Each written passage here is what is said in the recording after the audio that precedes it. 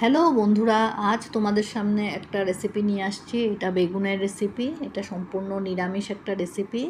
নিয়ে নিলাম দুটো মাঝারি সাইজের বেগুন। এখন এটাকে এইভাবে কেটে নিব লম্বা করে।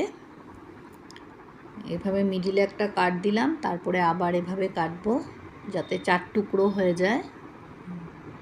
লম্বাভাবে কাটবো, দেখতে একটু ভালো লাগে, তাই এভাবে কাটলাম। এই দেখো এমন হবে। এখন এটাতে নিয়ে নিলাম নুন, হলুদ আর লঙ্কা পাউডার দিয়ে ভেজে নিব। একদম ইজি রেসিপিটা, চট করে হয়ে যায়, বেশি ঝামেলা নেই। এখন এটাকে এই দেখো ভালো করে বেগুনগুলোকে মেখে নিব হলুদ, নুন, লঙ্কা পাউডার দিয়ে এভাবে। আর এটা সরষের তেলেই হবে। 2 টেবিল চামচ সরষের তেল দিয়ে দিলাম। এবার বেগুনগুলো দিয়ে দিয়েছি, মিডিয়াম আঁচে দিয়ে দিলাম। ভালো করে লাল করে ভাজবো। আর বেগুন তো এমনিই নরম থাকে, চট করে সেদ্ধ হয়ে যায়। এখন এটাকে ওলট পালট করে দেব। আর এইভাবে ওলট পালট করে দিয়ে ভালো করে লাল করে ভেজে নিব। এখন বেগুনগুলোকে এইভাবে তুলে নিচ্ছি। এই দেখুন, এখন এখানে 2 টেবিল চামচ দই নিয়েছি। আর দইয়ের সাথে একটু ময়দা মিক্স করে দিব, কারণ দইটা যাতে ফেটে না যায়।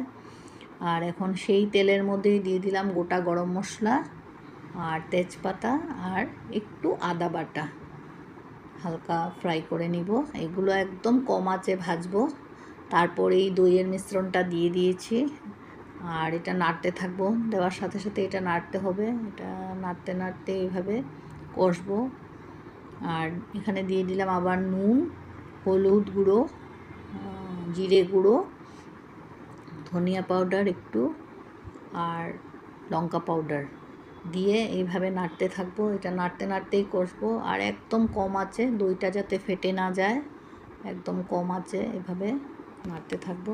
এই দেখো হয়ে গেছে মোটামুটি।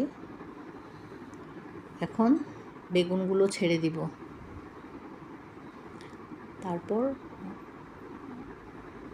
গ্রেভিটাতে ভালো করে কোটিং করে দিব বেগুনগুলোকে।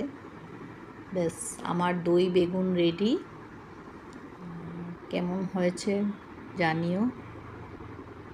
একদম easy recipe. Thank you for watching.